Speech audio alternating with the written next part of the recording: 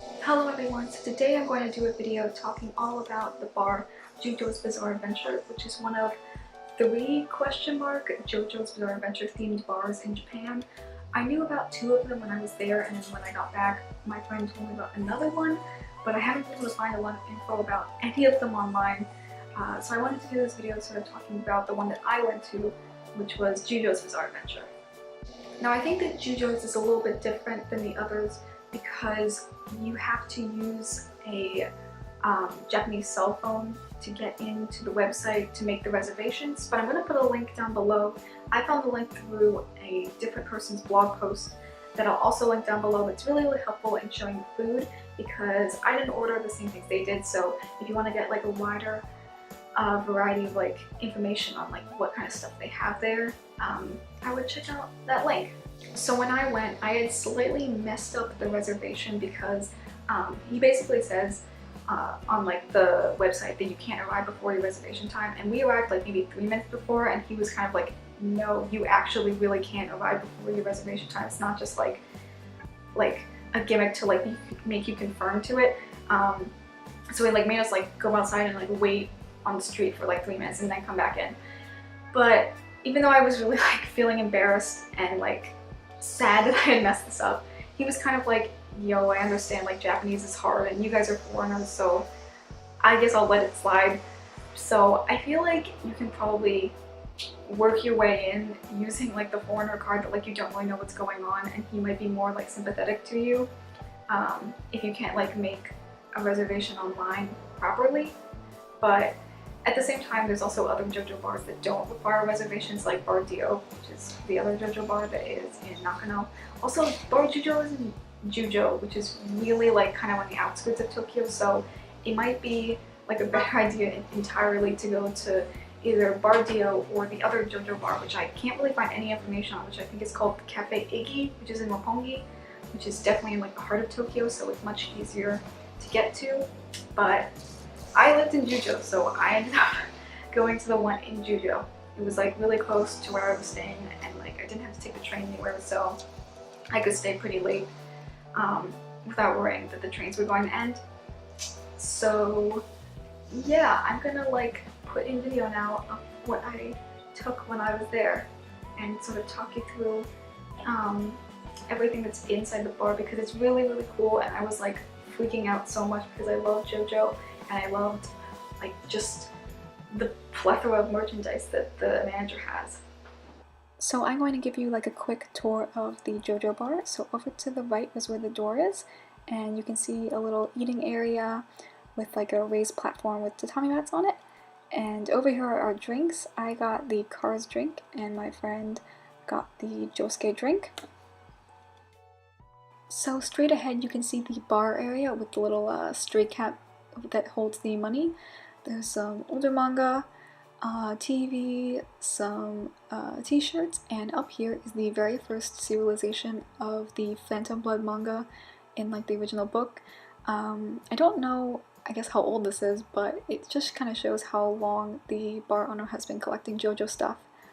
Over here there is a Pearl Jam plushie, as well as the frog that Zeppeli punches, and a little Iggy figure.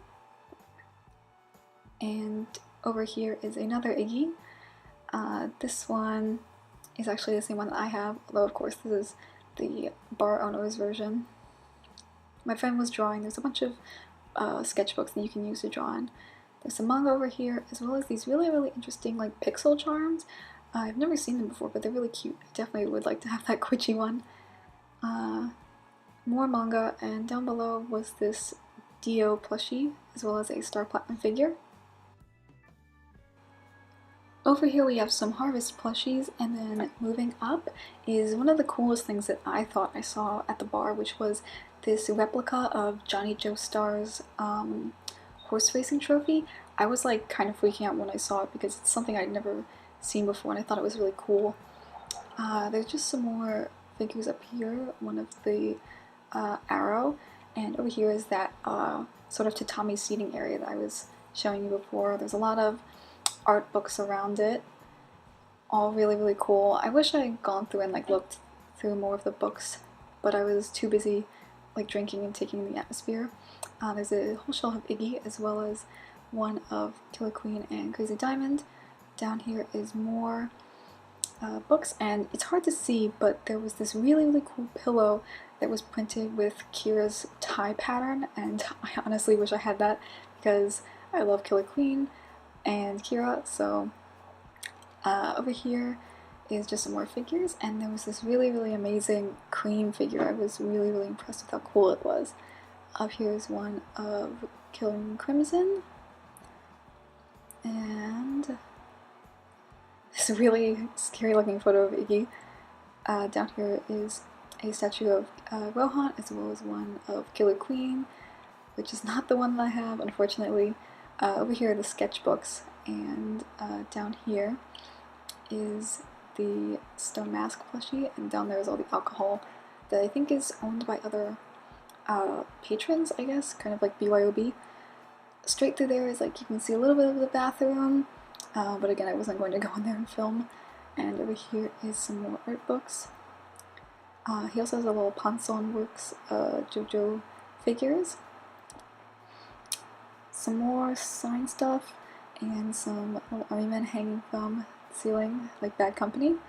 And this is the area that I had shown you before, with the t-shirts, and there's a big Jotaro on the wall, and the frog and Iggy peeing.